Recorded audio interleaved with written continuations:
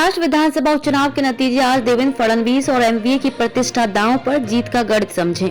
महाराष्ट्र में कस्बा और चिंचवड़ विधानसभा उपचुनाव के नतीजे गुरुवार की दोपहर तक सबके सामने होंगे। सत्ताधारी बीजेपी के सामने अपनी दोनों सीटें बचाने की चुनौती है। बीजेपी के विधायक लक्ष्मण जगताप और मुक्ता तिलक की मौत के बाद पुणे जिले की दोनों सीटों पर उपचुनाव कराने पड़ रहे हैं। वैसे उप मुख्यमंत्री देवेंद्र फडणवीस समेत बीजेपी के लगभग सभी नेताओं ने दोनों सीटें जीतने का विश्वास सार्वजनिक तौर पर व्यक्त किया है। पर आश्चर्यजनक तौर पर पार्टी के परंपरागत गढ़ रहे कस्बा सीट पर पार्टी को कड़ी टक्कर मिलने की बात कही जा रही है। मुख्यमंत्री एकनाथ शिंदे समेत मंत्रियों और नेताओं की पूरी ताकत पार्टी ने इस सीट पर झोंक दी थी।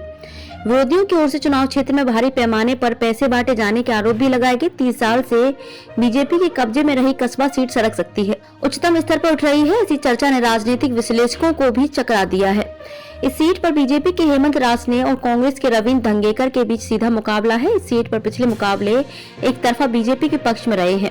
वैसे महाराष्ट्र विकास अघाड़ी के तीनों दलों ने तारतम्य साधते हुए मिलकर लड़ाई लड़ी है। बीजेपी को इसकी अपेक्षा नहीं थी, फिर भी पार्टी के स्तर पर 40 स्टार वक्ताओं का गली गली प्रचार और संगठन के कार्यकर्ताओं का वोटरों से हुआ प्रत्यक्ष संवाद बीजेपी के हक में रहे हैं। इस पूंजी के बदौलत पार्टी इस बार भी सफल रहेगी, यह उम्मीद पार्टी के नेता लगाए हुए हैं।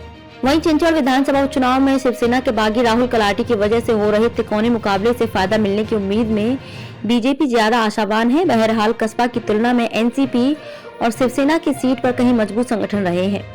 चिंचवड़ में बीजेपी ने दिवंगत विधायक की पत्नी अश्विनी जगताप पर दांव लगाया है। पार्टी सूत्रों का कहना है कि एनसीपी के नाना काटे से उनका सीधा मुकाबला होता तो कठिनाई बढ़ सकती थी। पिछले चुनाव में भी कलाटे ने निर्दलीय खड़े होकर बीजेपी के वोट काटे थे। इस बार भी वे शिवसेना के परंपरागत वोट काट कर मुकाबला आसान बनाएंगे। इस रणनीति को पार्टी के नेता कारगर मान रहे हैं। इधर कलाटे ने भी ऐसी चुनौती खड़ी कर दी है कि वे भी चुनाव में पाला मार सकते हैं।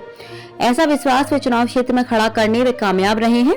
बहरहाल दोनों उपचुनाव के नतीजों बीजेपी को लेकर बहुत महत्व रखते हैं। दोनों सीटें बरकरार रहें तो शिंदे फडणवीस सरकार की लोकप्रियता के मानक के तौर पर पार्टी इसे पेश करना चाहेगी।